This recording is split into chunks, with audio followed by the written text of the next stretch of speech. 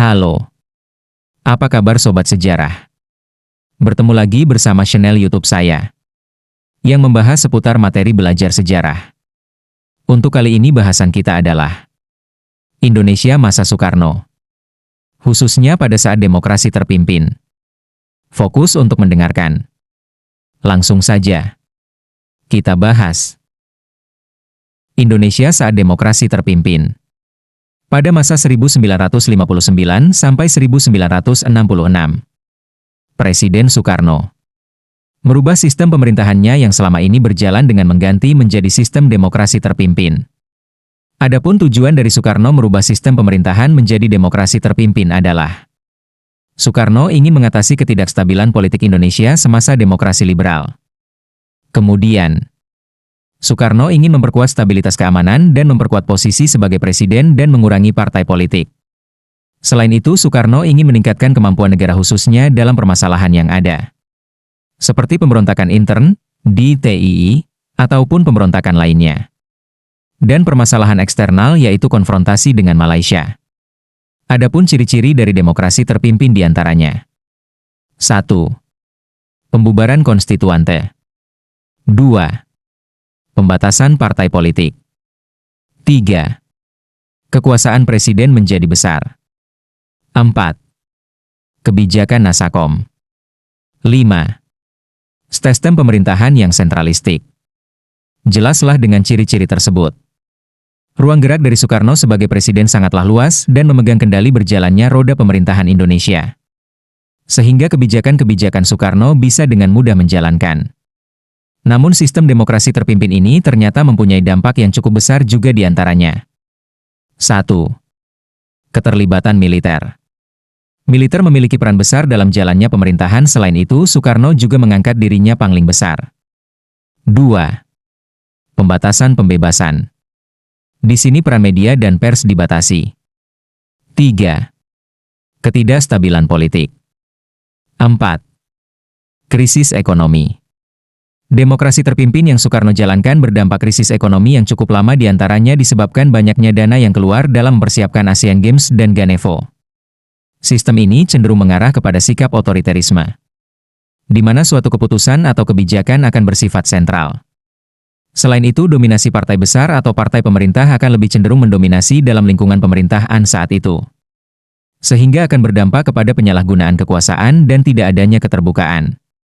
Pada saat demokrasi terpimpin yang diberlakukan oleh Presiden Soekarno, beliau membuat langkah adalah kebijakan politiknya lebih mengarah kepada penentangan terhadap ajaran neokolonialisme dan imperialisme, baik dalam ekonomi, sosial, budaya, maupun politik. Pada saat demokrasi terpimpin itu, arah dari bangsa Indonesia justru lebih ke arah kiri, di mana kedekatan Soekarno dengan bangsa-bangsa yang berideologi komunis, seperti Uni Soviet, Yugoslavia, ataupun negara komunis lain di Asia. Pada tahun 1962 di mana Indonesia menjadi penyelenggara Asian Games keempat, Soekarno ingin membuktikan kepada dunia bahwa Indonesia bukanlah negara lemah. Indonesia bukanlah negara antek. Namun Indonesia adalah negara yang berdiri dalam pijakan kakinya sendiri. Kebijakan Soekarno yang terkenal pada saat itu adalah kebijakan proyek mercusuar, di mana Soekarno banyak sekali membangun gedung atau bangunan yang didirikan sebagai bukti ke mata dunia bahwa perhelatan acara dunia, Indonesia mampu melakukannya. Adapun saat itu ikon bangunan yang dibuat seperti 1. Stadio GBK Senayan. Tujuannya adalah untuk Asian Games dan Ganevo 1962. 2. Hotel Indonesia. Tujuan dibangunnya Hotel Bintang 5 pertama kali ini untuk menyambut tamu internasional Asian Games. 3. Jembatan Semanggi. Tujuannya adalah untuk mengurangi kemacetan Jakarta selama jalannya Asian Games. 4. Monumen Nasional atau Monas. Tujuannya sebagai simbol perjuangan negara Indonesia. 5. Gedung DPR MPR.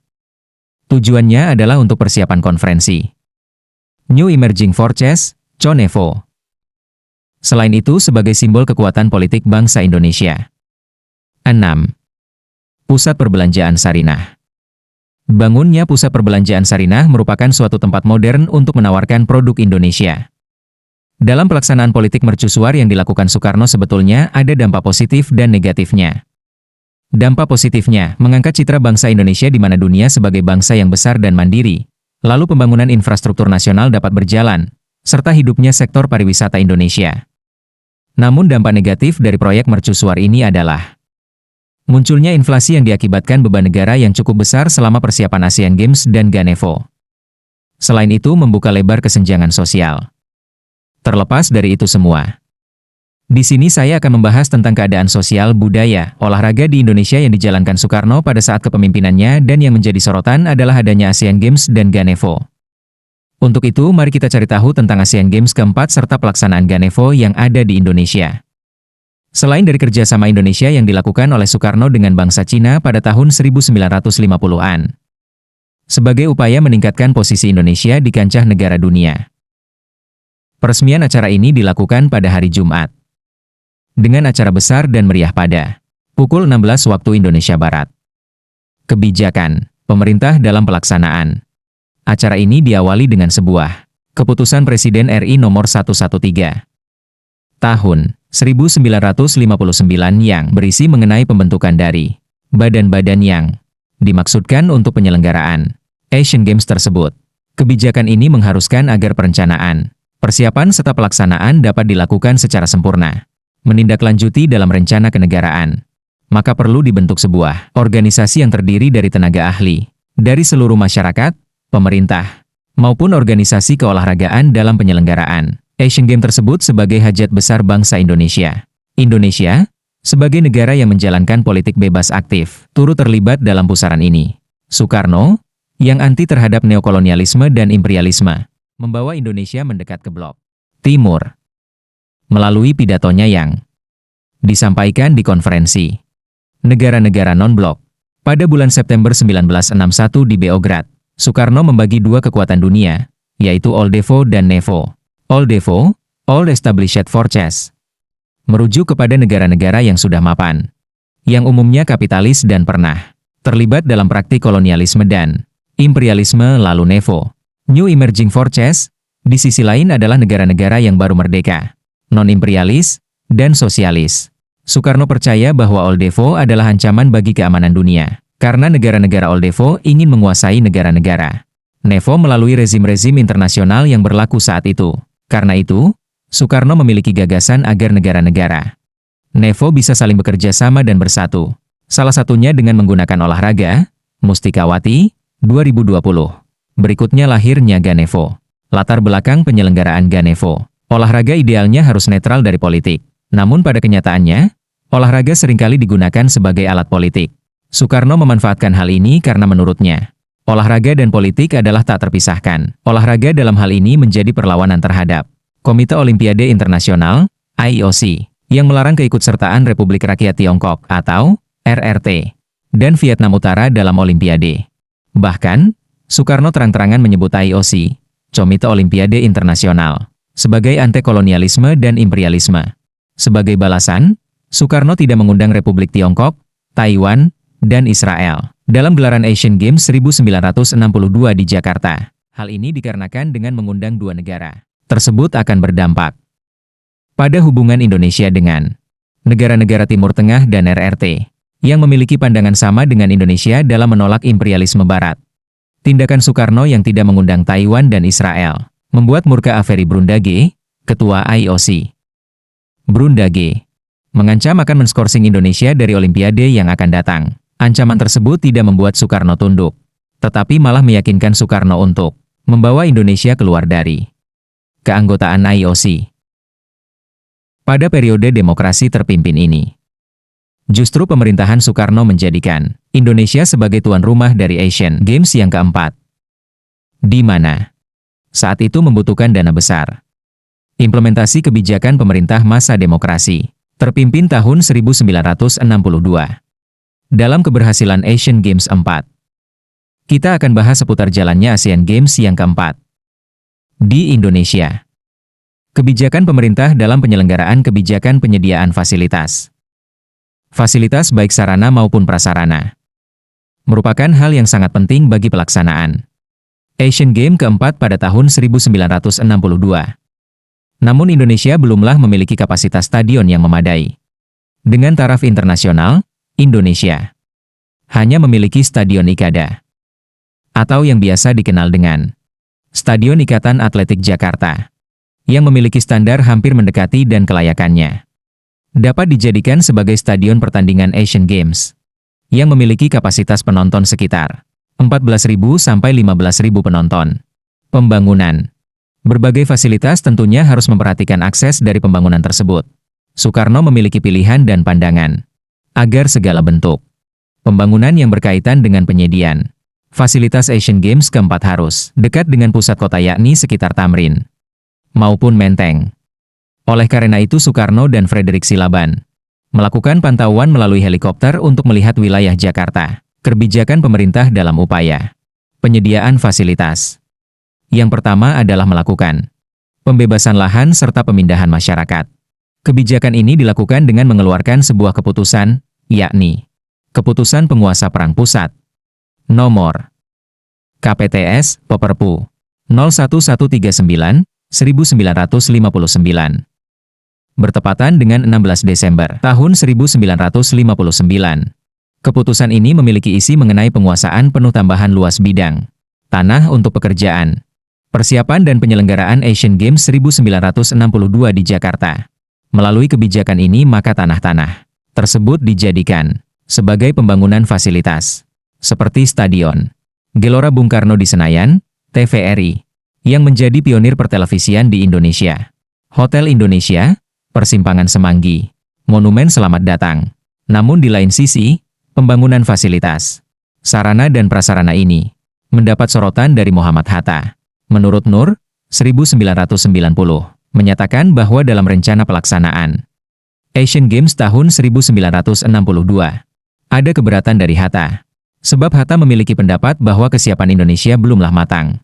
Hal ini disebabkan karena Indonesia masih dalam keadaan ekonomi yang krisis dan memprihatinkan. Perkiraan yang Hatta dalam menyelenggarakannya harus siap pembiayaan sebesar tidak kurang dari Rp 5.000 juta atau Rp 5 miliar. Belum ditambah dengan keperluan akomodasi bagi para peserta seperti penginapan, sarana dan prasarana olahraga, transportasi dan lainnya. Asian Games keempat yang dilakukan pertama kali di Indonesia. Sukses dilakukan pada 24 Agustus sampai 4 September 1962.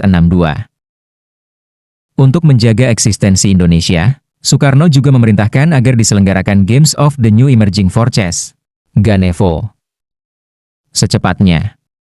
Menteri Olahraga waktu itu, Maladi, ditunjuk sebagai Ketua Panitia Pelaksanaan GANEVO.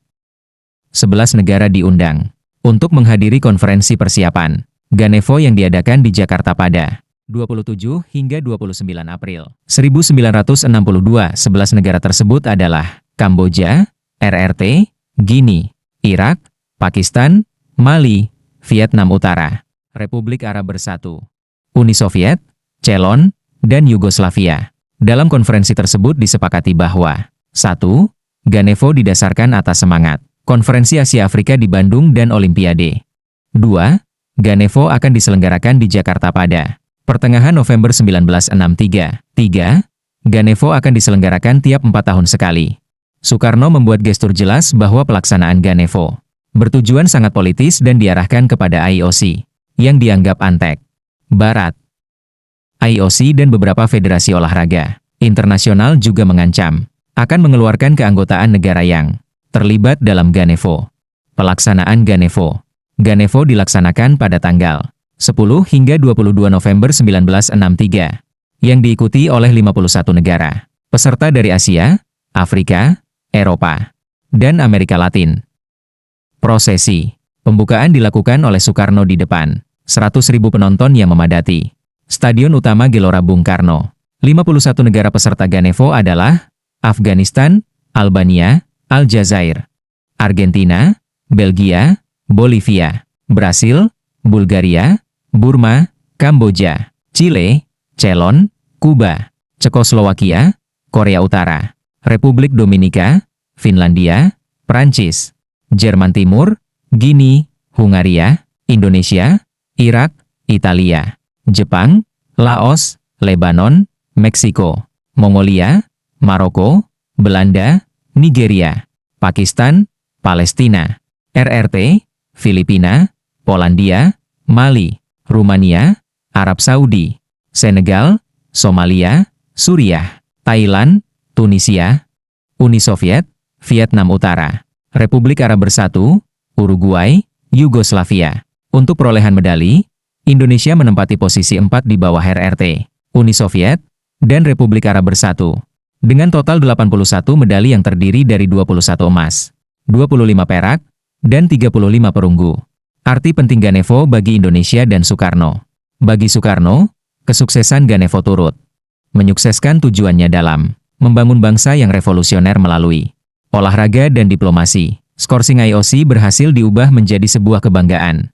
Terlebih, ikutnya negara-negara yang termasuk dalam Oldevo, seperti Prancis, untuk berpartisipasi dalam Ganevo merupakan tamparan telak kepada IOC. Salah satu poin penting penyelenggaraan Ganevo adalah untuk meningkatkan hubungan persahabatan sesama negara peserta.